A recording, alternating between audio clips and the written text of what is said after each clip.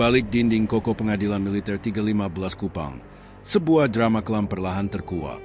Bukan sekadar sidang biasa, tetapi pertarungan antara kebenaran dan kebohongan yang sudah lama disembunyikan.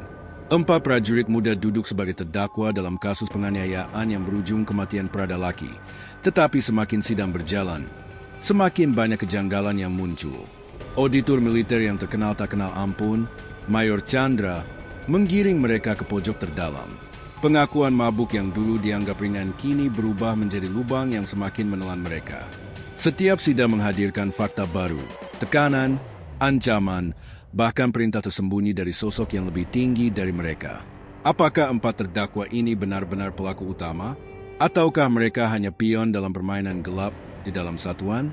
Saksikan bagaimana setiap narasi membuka lapisan demi lapisan misteri, hingga akhirnya kebenaran yang selama ini dikubur memaksa dirinya muncul ke permukaan. Selamat datang dan kembali lagi di channel Bicara Saja. Mari kita lanjut ceritanya. Siang itu, cuaca Kupang sedang terik-teriknya. Matahari memantulkan panas dari permukaan aspal halaman Pengadilan Militer 315 Kupang, membuat udara terasa berat dan sesak. Namun ketegangan di luar gedung belum sebanding dengan apa yang terjadi di dalam ruang sidang utama. Ruangan yang biasanya ramai, kini dipenuhi suasana gelap yang menekan. Tidak ada suara selain gesekan kursi dan bisikan pelan keluarga korban yang datang dengan wajah penuh duka. Di deretan depan, 4 prajurit yang menjadi terdakwa duduk berjajar. Pratu Petris Nong Brian Semi, tubuhnya tegap tetapi sorot matanya terlihat pucat. Di sebelahnya, Pratu Ahmad Adha menunduk dalam, seolah ingin bersembunyi dari dunia. Pratu Emiliano de Araojo, yang biasanya dikenal ceria oleh rekan-rekannya, kini menggenggam kedua tangan dengan erat hingga buku jarinya memutih. Sementara Pratu Aprianto Rede Raja duduk di sisi paling kanan, wajahnya tampak paling tidak stabil. Keringat mengalir dari pelipisnya meski ruangan bersuhu dingin oleh pendingin udara. Mereka semua tahu, hari ini bukan sidang biasa. Hari ini adalah saat di mana Mayor Chandra, auditor militer yang terkenal keras, akan menggali lebih dalam mengenai pengakuan mabuk yang sejak awal dianggap janggal. Cerita bahwa mereka dalam kondisi tidak sadar saat menganiaya Prada Laki tidak sepenuhnya dipercaya oleh penuntut, keluarga korban, atau siapapun yang hadir. Ketika Mayor Chandra memasuki ruangan, semua kepala otomatis terarah padanya. Langkahnya tegas, suaranya keras namun terukur. Di belakangnya duduk Letkol Darmawan, hakim ketua yang dikenal tidak pernah mentolerir inkonsistensi pernyataan di ruang sidang. Begitu sidang dibuka, Letkol Darmawan memberikan waktu kepada auditor untuk memulai. Tanpa basa-basi, Mayor Chandra berdiri, menatap keempat terdakwa dengan tatapan yang nyaris seperti peluru panas. Terdakwa Pratu Petris, Pratu Ahmad, Pratu Emiliano, Pratu Aprianto, kalian mengaku mabuk pada malam kejadian. Betul. Pertanyaan itu sederhana, tetapi semua orang di ruangan merasakan tekanan yang luar biasa. Petris mengangguk pelan. Ahmad menyusul dengan suara, iya, yang nyaris tak terdengar. Emiliano dan Aprianto terlihat ragu sebelum akhirnya ikut membenarkan. Mayor Chandra menatap mereka lama sebelum akhirnya membuka berkasnya yang tebal. Ia berdiri tegak, suaranya menggema kuat. Kalau kalian mengaku mabuk, saya ingin tahu, mabuk seperti apa? Mabuk sampai tidak sadar?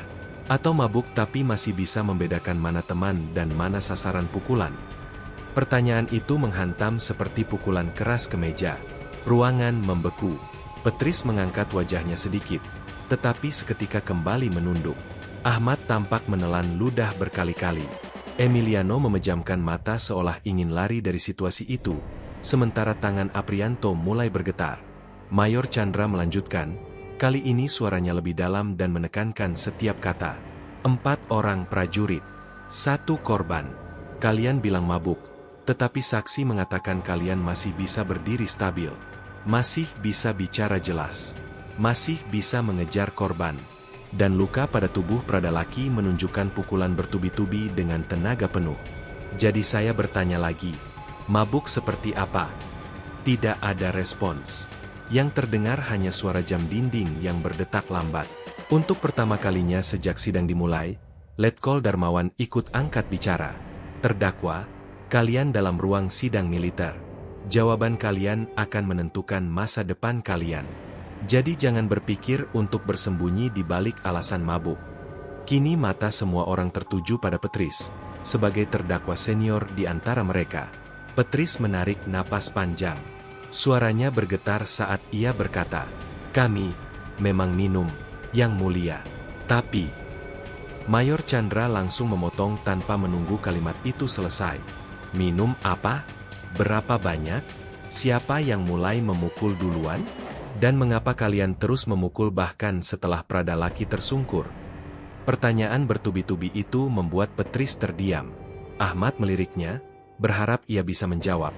Tetapi Petris justru menutup mulutnya rapat-rapat. Mayor Chandra kemudian membuka lembar bukti visum. Ia mengangkatnya tinggi-tinggi. Visum menunjukkan 6 lebam besar, 2 pukulan keras di bagian kepala belakang, 1 benturan yang diduga berasal dari sepatu Lars. Luka seperti ini tidak mungkin operasi orang yang mabuk berat. Ini tindakan yang terarah. Kata "terarah" menggema kuat di ruangan. Keluarga Pradalaki mulai terisak, sementara para terdakwa tampak makin terpuruk. Auditor melangkah maju 1 langkah, menatap mereka seperti sedang menelanjangi seluruh kebohongan yang mereka bangun. "Saya tanya terakhir kali." Suaranya pelan namun tajam. "Apakah kalian benar-benar mabuk? Atau kalian sedang menutupi sesuatu?" Keempatnya menunduk dalam. Tidak ada yang berani menjawab. Dan dalam dunia hukum militer, diam bukanlah keselamatan. Diam adalah sinyal. Sinyal bahwa ada sesuatu yang jauh lebih gelap menunggu untuk terbongkar. Letkol Darmawan mengetuk palu, menunda sidang sementara. Tapi semua orang tahu, ini baru permulaan. Kebenaran belum muncul sepenuhnya. Dan semakin mereka mencoba menutupinya, semakin keras Mayor Chandra akan menggali. 4 prajurit itu berdiri perlahan dari kursinya. Langkah mereka berat, seperti membawa beban yang tak sanggup mereka pikul. Mereka sadar, hari ini bukan hanya sidang. Ini adalah awal dari kejatuhan yang mungkin tidak bisa mereka hentikan lagi. Setelah jeda singkat, ruang sidang Pengadilan Militer 315 Kupang kembali dipenuhi orang-orang. Suasana tidak banyak berubah, tegang, berat, dan dipenuhi tatapan mencurigai keempat prajurit yang kini kembali duduk di kursi terdakwa. Namun ada satu perbedaan yang langsung disadari semua orang. Ekspresi Mayor Chandra. Auditor militer itu tampak lebih siap, lebih percaya diri, seolah jeda tadi memberinya waktu untuk menyusun strategi baru untuk menggoyahkan pertahanan para terdakwa. Di kursi terdakwa, Pratu Petris sudah tampak sangat gelisah. Ia memegang lututnya sendiri, menggosoknya berkali-kali. Sebuah kebiasaan yang muncul ketika ia sedang ditekan secara mental. Di sebelahnya, Pratu Ahmad menggigit bagian dalam pipinya, berusaha menahan gemetar. Pratu Emiliano menundukkan wajah sedalam mungkin seolah ingin menghilang, sementara Pratu Aprianto sesekali menatap keluarganya yang duduk di barisan belakang, seakan mencari harapan yang tidak ia temukan di dalam dirinya sendiri. Ketika Letkol Darmawan mengetuk palu, sidang dilanjutkan. Mayor Chandra langsung berdiri, mengarahkan pandangan tajamnya ke Pratu Petris, terdakwa pertama yang akan diinterogasi lebih dalam. "Pratu Petris," ucapnya sambil membuka lembaran pertama dari berkas tebal yang dibawanya.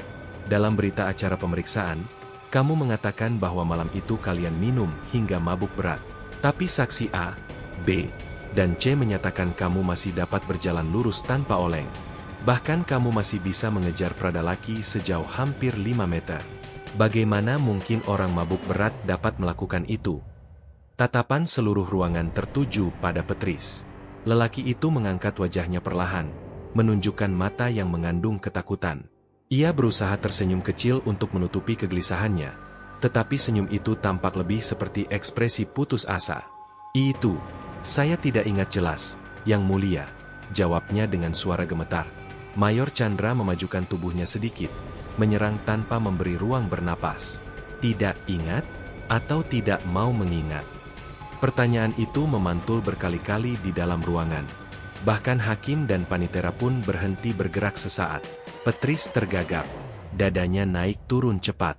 Ia mencoba menatap satu persatu wajah di depannya, tetapi semua tampak menghakimi. Mayor Chandra kembali membalik halaman, kemudian mengangkat selembar foto besar yang memperlihatkan luka lebam besar di punggung korban. Visum menunjukkan adanya pukulan keras dengan pola yang sama. "Menurut saksi, kamu yang memegang benda tersebut, tapi kamu bilang kamu tidak sadar. Padahal saksi melihat kamu mengayunkan tanganmu secara berulang. Apakah kamu mau mengatakan saksi salah melihat? Petris terdiam. Sebentar kemudian ia menggeleng pelan. Hampir tak terlihat. Tidak, Yang Mulia. Jadi kamu sabar. Kamu mengaku memukul. Tapi kamu tetap berkeras mengatakan kamu mabuk berat. Nada suara Mayor Chandra naik 3 tingkat, membuat Petris terlonjak kecil. Ia menunduk lagi, tetapi kali ini bukan karena takut, melainkan karena mulai menyadari tidak ada lagi celah untuk bersembunyi. Kebohongan yang mereka bangun bersama mulai runtuh. Setelah puas menekan Petris, auditor beralih ke Pratu Ahmad. Dari awal sidang, Ahmad terlihat yang paling labil. Ia menghindari tatapan siapapun. Bahkan ketika namanya dipanggil, ia terlihat butuh beberapa detik untuk mengumpulkan keberanian. Mayor Chandra mengarahkan tatapannya yang mengintimidasi kepadanya. Pratu Ahmad, kamu dalam BAP menyebutkan bahwa kamu tidak ikut memukul, hanya berusaha meleraikan. Tetapi saksi menyatakan kamu terlihat memukul dada dan perut korban. Bagaimana kamu menjelaskan ketidaksinkronan ini? Ahmad membuka mulutnya, tetapi tidak ada suara yang keluar. Ia menelan ludah, mencoba bicara, tapi hanya terdengar gumaman tak jelas. Jawab dengan jelas, potong Mayor Chandra. Akhirnya Ahmad memaksa dirinya bicara. Saya tidak ingat, Yang Mulia. Waktu itu, saya takut. Kami semua sudah mabuk. Mayor Chandra menggeleng pelan. Senyum sinis muncul di sudut bibirnya. Kamu tahu apa yang lucu dari jawabanmu? Ruangan menjadi lebih sunyi dari sebelumnya.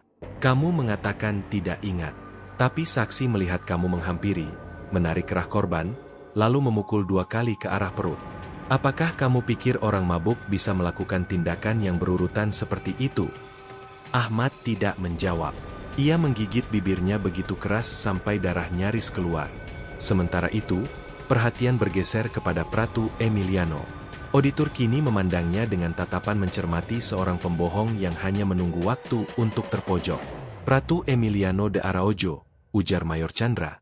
Kamu salah satu yang mengatakan malam itu suasana kacau karena alkohol. Tapi apa kamu tahu apa yang ditemukan di tubuhmu saat pemeriksaan? Emiliano mengangkat wajahnya pelan. Ada rasa takut dan penasaran di sana. Mayor Chandra mengangkat kertas hasil pemeriksaan laboratorium. Kadar alkoholmu rendah. Bahkan sangat rendah untuk orang yang mengaku mabuk sampai hilang kendali. Jadi saya tanya, apakah kamu benar mabuk? Atau kamu hanya ikut-ikutan dengan cerita temanmu? Kata-kata itu mendarat seperti tembakan tepat sasaran. Emiliano terpaku, tidak bisa bergerak. Ia menyadari tak ada lagi tempat untuk sembunyi. Baru beberapa detik berlalu, namun terasa seperti menit yang panjang. Terakhir, auditor menatap Pratu Aprianto, yang sejak awal sidang terlihat paling tidak stabil. Terdakwa Aprianto, kamu berkata hanya mengikuti arus. Tapi apa kamu lupa bahwa saksi mendengar kamu berkata, hajar saja? Apakah itu juga ucapan orang mabuk? Aprianto langsung menangis. Tangisannya pecah tanpa ia sengaja.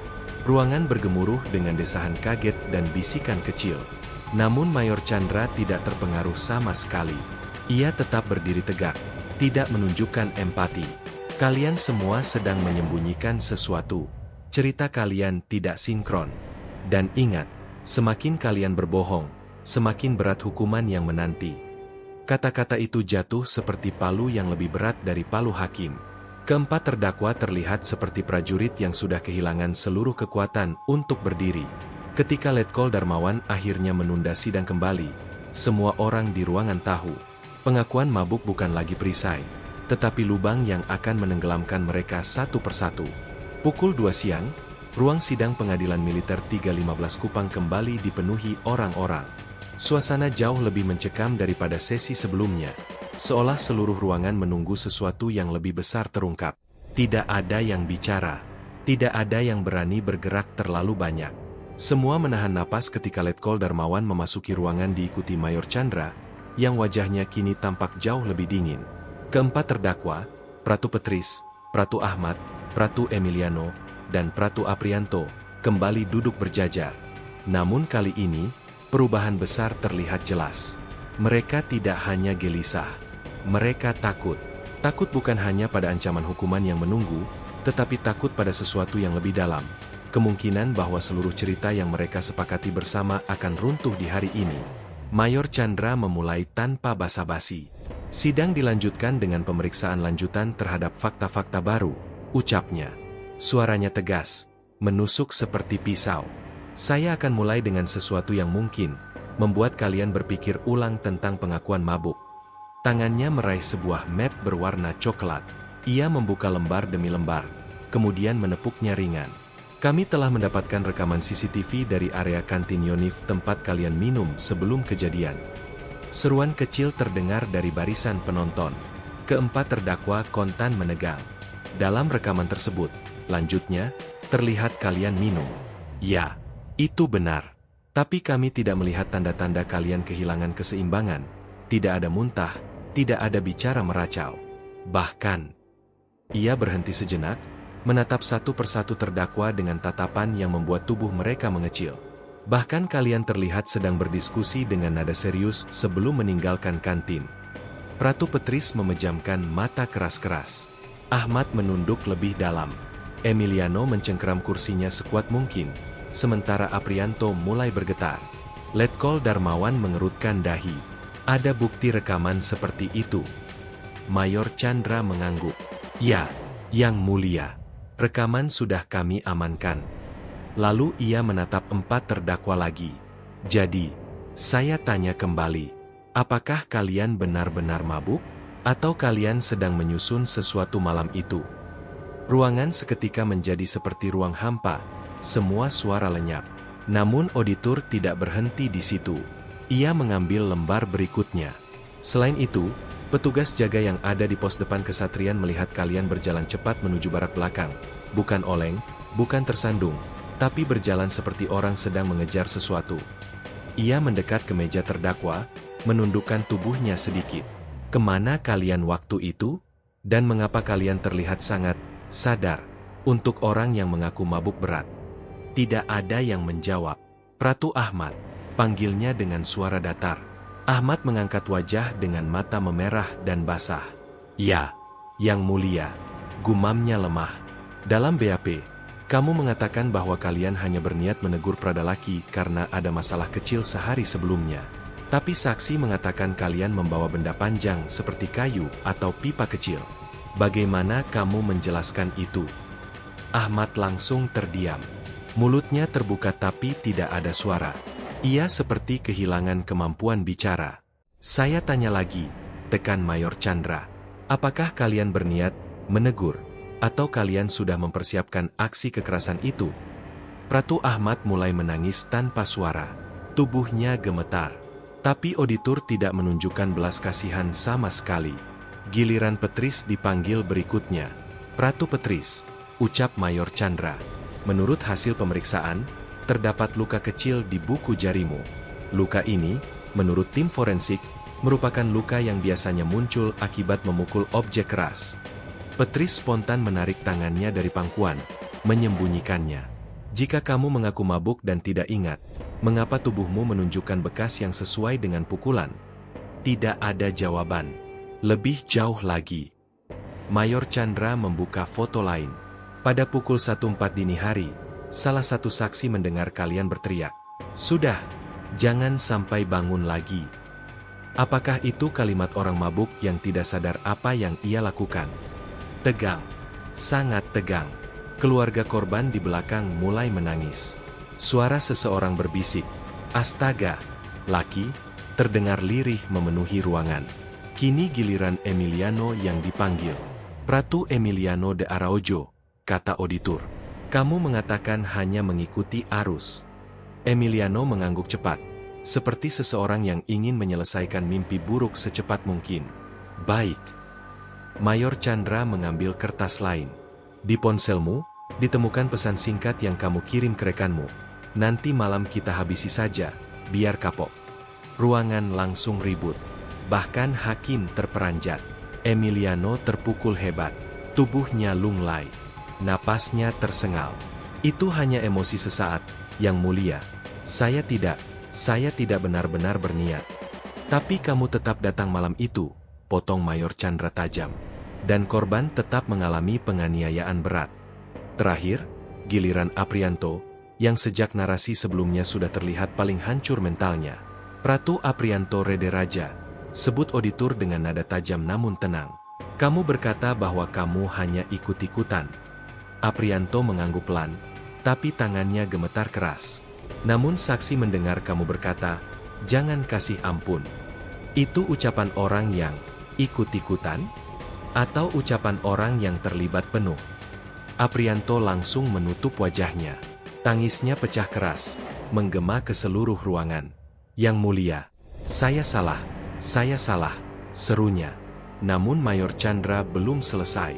Ia meraih dokumen terakhir. Dan ini, katanya sambil meletakkan selembar foto ke meja hakim, adalah jejak sandal kambet yang cocok dengan sandal milik Aprianto. Ada bekas injakan di punggung korban. Suasana sidang pecah dengan isak keluarga yang melihat foto tersebut. Bahkan beberapa pengunjung sidang tampak menutupi mulutnya karena tak kuasa. Mayor Chandra berdiri tegak. Suaranya berubah lebih menggelegar. Ini bukan mabuk. Ini bukan spontanitas. Ini adalah tindakan kekerasan sistematis yang kalian coba sembunyikan dengan alasan mabuk. Dan saya pastikan, kebenaran sepenuhnya akan kita gali sampai terdalam. Letkol Darmawan mengetuk palu, menghentikan suasana yang sudah nyaris kehilangan kendali. Namun sebelum menutup sidang, ia menatap para terdakwa dengan dingin. Di sidang berikutnya, kalian akan dimintai keterangan satu persatu, tanpa boleh melihat teman kalian. Jika ada satu saja perubahan dari cerita kalian sebelumnya, maka pengakuan mabuk akan kami anggap sebagai kebohongan yang memberatkan hukuman. Palu diketuk. Sidang ditunda. Keempat prajurit itu kini terlihat bukan sekadar gelisah. Mereka terlihat seperti orang yang baru sadar bahwa apa yang mereka tutupi, mulai mengungkap diri sendiri. Dan sidang berikutnya akan menjadi penentuan. Siapa yang pertama kali membuka semuanya? Ruang sidang Auditorat Militer 208 Surabaya kembali dipenuhi ketegangan. Hari itu, cuaca di luar terasa lembab dan mendung, seperti mencerminkan suasana batin empat terdakwa yang duduk berjejer di kursi pesakitan. Seragam hijau loreng mereka tampak kusut, wajahnya pucat, namun mata mereka tak lepas dari pintu ruang sidang. Mereka tahu hari ini adalah salah satu titik paling menentukan. Kapten Ardian, auditor militer yang sejak awal terkenal tegas dan dingin, melangkah masuk dengan berkas tebal di tangannya. Ia tidak menatap siapapun, tetapi seluruh ruangan langsung diam begitu langkah beratnya terdengar di lantai kayu tua. Di sampingnya, Komandan Pengadilan, Kolonel Prasetyo, menghela napas panjang sebelum memberikan tanda dimulainya sidang. Di bagian belakang ruang sidang, duduk seseorang yang sejak sidang pertama selalu menarik perhatian, Rina Sasmita, istri dari salah satu korban pemukulan, Praka Salman. Rina adalah perempuan sederhana, berkerudung coklat, tubuh mungil, tapi sorot matanya tajam seperti pisau. Sejak hari pertama, ia datang membawa satu hal, dendam yang belum terbalaskan. Namun hari ini berbeda. Hari ini, Rina dipanggil sebagai saksi. Ketika namanya disebut, Rina berdiri dengan langkah mantap. Tidak ada getaran di tangannya meski puluhan pasang mata menatapnya. Ia menatap empat terdakwa, Faisal, Miko, Rendra, dan Bastian, yang langsung menunduk. Mereka tahu betul, kesaksian Rina bisa mengubah segalanya. Bahkan pengakuan, mabuk, yang mereka akui dan batalkan pun bisa runtuh atau justru menjerat lebih dalam. Kapten Ardian menatap Rina sejenak, kemudian menanyakan pertanyaan pertama. Saudari, tolong jelaskan kembali apa yang saudari lihat malam kejadian, ketika suami saudari dianiaya. Rina menghela napas panjang. Suaranya lirih, tapi setiap katanya terdengar jelas. Malam itu, saya mendengar teriakan dari arah gudang belakang. Suara itu, suara Salman. Saya lari ke sana, dan ketika saya sampai, saya melihat empat orang ini. Ia menunjuk tepat pada para terdakwa tanpa ragu, memukul, menendang, dan menindih suami saya. Faisal menggigit bibirnya, Miko mengepalkan tangan, sedangkan Rendra memejamkan mata seolah ingin menghilang. Hanya Bastian yang terlihat mencoba tetap tenang, tetapi dari jarak dekat, keringat dinginnya jelas terlihat. Pada saat itu, para terdakwa apakah terlihat mabuk? Tanya Kapten Ardian, sengaja mengulang inti permasalahan yang sejak sidang pertama selalu berubah-ubah. Rina tertawa kecil, tawa yang getir, penuh luka. Mabuk? Tidak. Tidak sama sekali. Ruangan bergemuruh. Suara bisik-bisik seperti gelombang menyapu bangku penonton. Rina melanjutkan, suaranya semakin tajam. Mereka sadar. Terlalu sadar bahkan.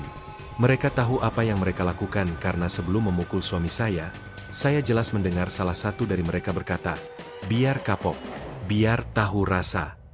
Faisal spontan berdiri. "Itu tidak benar, Bu. Kami." "Diam." Suara Kolonel Prasetyo menghentak seperti ledakan. "Anda hanya berbicara ketika dipersilakan." Faisal kembali duduk, wajahnya memerah. Sementara itu, Kapten Ardian menundukkan wajah pada berkas perkara, membuka halaman, kemudian membaca sebuah catatan. Saudari Rina, 4 terdakwa sebelumnya mengaku dalam BAP bahwa mereka memang mabuk minuman beralkohol yang dibeli di luar kompleks. Tetapi pada sidang kedua, mereka semua membatalkan pengakuan itu. Menurut saudari, siapa yang berbohong? Pertanyaan itu seperti pisau yang dilempar ke tengah ruangan. Rina tak butuh waktu lama menjawab. Mereka. Satu kata yang jatuh seperti palu godam. Saudari yakin? Tanya Ardian lagi. Sangat yakin. Ardian menatap Rina lebih dalam. Saudari harus tahu konsekuensinya jika saudari memberikan keterangan palsu. Saya tidak bohong, Kapten. Rina memotong tanpa ragu. Saya yang melihat mereka. Saya yang memandikan suami saya ketika tubuhnya penuh memar. Dan saya yang mendengar sendiri ketika mereka tertawa sambil berkata itu hanya pelajaran kecil. Katakan pada saya, apa bagian dari itu yang salah? Hening panjang memenuhi ruangan. Detik jam dinding terdengar begitu keras. Lalu, kejadian tak terduga terjadi. Rina, yang sejak tadi tampak tenang, tiba-tiba menjatuhkan map tipis yang ia bawa dari rumah. Isinya berhamburan, foto-foto kondisi tubuh Salman setelah dipukul. Wajah lebam, tulang rusuk membiru, dan luka sobek di pelipis. Penonton terperanjat. Para terdakwa serempak memalingkan wajah, seakan tak kuat melihatnya. Kolonel Prasetyo mengangkat satu foto, menatapnya lama, lalu berkata dengan suara menahan amarah. Kenapa foto-foto ini baru diserahkan sekarang? Rina menunduk. Suaranya pecah. Karena saya takut. Pak, ada yang mendatangi rumah saya, meminta saya diam. Tapi saya tidak bisa terus menutup mata. Suami saya yang dipukul, bukan mereka. Saya yang merawatnya. Saya yang melihat dia kesakitan setiap malam. Siapa yang mendatangi Anda? Tanya Ardian cepat. Rina menggigit bibirnya. Ia ragu. Jelas sekali ia menyimpan sesuatu yang lebih besar. Namun sebelum ia menjawab, pintu ruang sidang terbuka keras. Seorang ajudan berlari masuk, menghampiri Kolonel Prasetyo dan membisikkan sesuatu. Ekspresi Kolonel berubah. Dari tegang, menjadi gelap. Penonton saling berbisik. Suasana semakin tidak stabil. Kapten Ardian merapatkan alis. Ada apa, Pak? Kolonel hanya menjawab pelan, tetapi cukup keras terdengar oleh Rina dan para terdakwa. Ternyata, ada rekaman baru. Rekaman yang mungkin mengubah segalanya. Para terdakwa pucat seketika. Rina menutup mulutnya, gemetar. Dan sebelum sidang ditutup, Kolonel Prasetyo berkata, sidang akan dilanjutkan besok. Bukti baru ini tidak bisa ditunda. Rina melangkah keluar dengan napas tersengal, sementara 4 terdakwa saling menatap dengan wajah penuh teror. Mereka tahu betul, apapun rekaman itu, jika benar baru muncul, posisi mereka semakin terpojok. Sementara itu, Kapten Ardian berdiri di tengah ruang sidang yang mulai kosong, berkas di tangan, dan tatapan tajam seperti seorang pemburu yang baru menemukan jejak mangsanya. Satu hal jelas, besok, kebenaran akan mulai terungkap, dan tidak ada yang siap menghadapi akibatnya. Malam sebelum sidang lanjutan, Kompleks Auditorat Militer 208 Surabaya diselimuti suasana yang tidak biasa. Lampu-lampu lorong menyala remang, angin membawa bau tanah basah setelah hujan, dan beberapa prajurit berjaga dengan wajah tegang. Seolah satu peristiwa besar tengah menunggu untuk meledak. Kapten Ardian duduk di ruang kerjanya, berkas menumpuk di meja, tapi pikirannya tertuju hanya pada satu hal, rekaman baru yang tiba-tiba muncul di akhir sidang tadi. Rekaman yang bisa mengubah arah seluruh perkara. Rekaman yang entah kenapa baru muncul setelah hampir sebulan penyidikan. Ia memutar rekaman itu berkali-kali, memastikan telinganya tidak salah dengar. Terdengar suara gaduh, hentakan kaki, dan teriakan seseorang, mirip suara Praka Salman. Lalu, suara lelaki yang sangat jelas. Hajar sekalian. Biar kapok. Biar tahu siapa yang paling senior. Ardian mengepalkan tangan. Suara itu, bukan suara salah satu dari 4 terdakwa. Suara itu suara orang lain. Mungkin seseorang yang selama ini bersembunyi di balik layar. Keesokan harinya, ruang sidang penuh sesak. Kursi penonton terisi sampai ke belakang. Wartawan, keluarga korban, prajurit lain, semuanya hadir. Isu tentang rekaman rahasia sudah bocor, dan orang-orang ingin tahu siapa sebenarnya yang memulai penganiayaan terhadap Praka Salman. 4 terdakwa, Faisal, Miko, Rendra, dan Bastian, duduk dengan wajah semakin pucat. Bahkan Miko, yang biasanya paling keras kepala, kini tampak gemetar tak karuan. Rina duduk di bangku saksi, tangannya menggenggam tasnya erat-erat, berharap hari ini segala ketidakadilan yang menimpa keluarganya bisa terbongkar. Ketika Kolonel Prasetyo memasuki ruangan, semua berdiri. Hening menyelimuti ruangan seolah udara terhenti sesaat. Setelah sidang dibuka, Kapten Ardian langsung mengambil alih. "Yang mulia," katanya sambil berdiri tegap, "izin untuk memutar bukti baru berupa rekaman audio yang baru kami terima kemarin." "Silakan," jawab Kolonel. Seluruh ruangan menahan napas. Kapten Ardian menyalakan rekaman itu. Suara bising langsung memenuhi ruangan. Suara langkah kaki tergesa, suara benda jatuh, dan suara rintihan. Lalu, hajar sekalian. Biar kapok. Biar tahu siapa yang paling senior. Begitu suara itu terdengar, seisi ruangan terbelalak. Rina menutup mulutnya sambil menahan tangis. 4 terdakwa langsung saling menatap panik. Bastian bahkan memegang kepala, seakan dunia runtuh. Kolonel Prasetyo mencondongkan tubuh. "Itu bukan suara kalian berempat." Senat wajah terdakwa pucat pasi. Kapten Ardian mematikan rekaman itu dan menatap para terdakwa satu persatu. Siapa yang mengucapkan kalimat itu? Siapa yang memberi perintah memukul? Tidak ada yang menjawab. Miko menggigit bibir sampai berdarah. Rendra mulai berkeringat dingin. Faisal menunduk begitu dalam sampai wajahnya hampir menyentuh meja.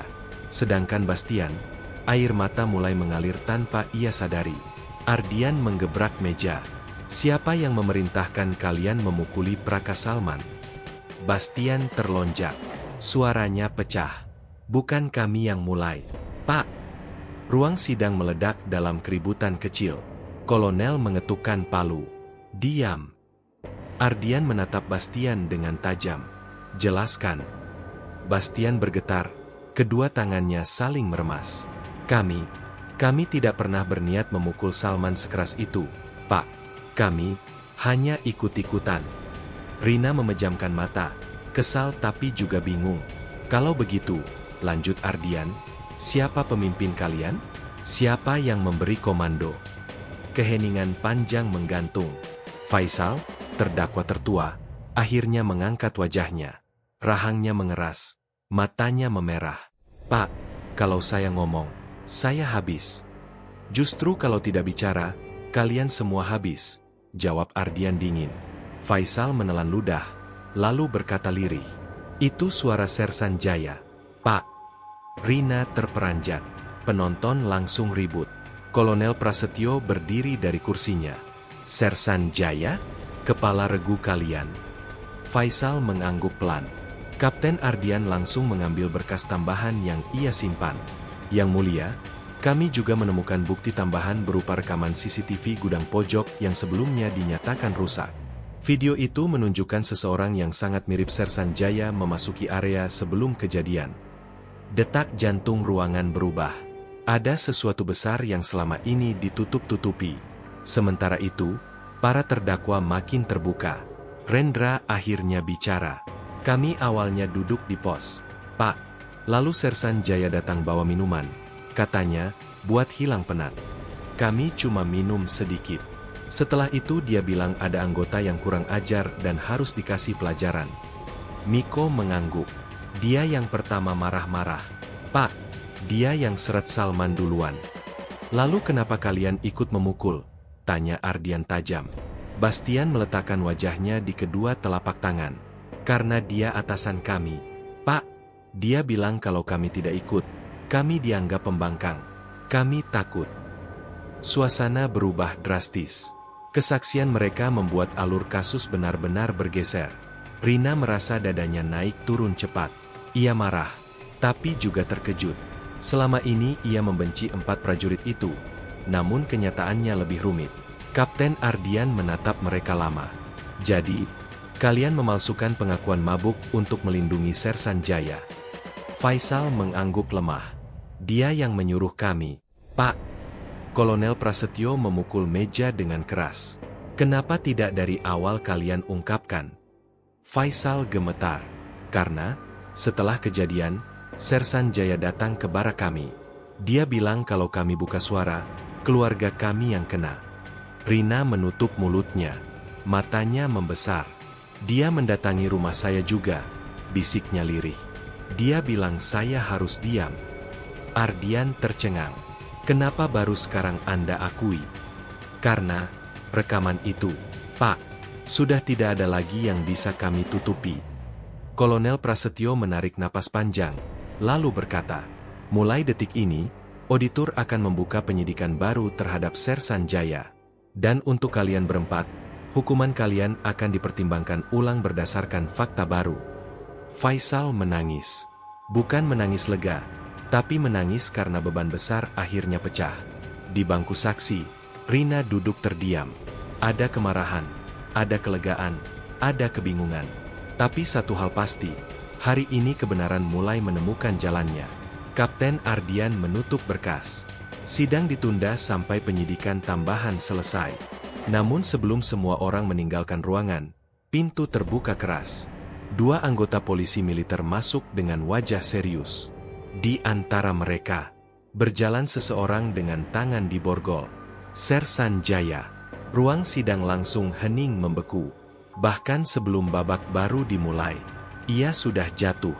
Dan semua orang tahu, inilah awal badai yang sebenarnya.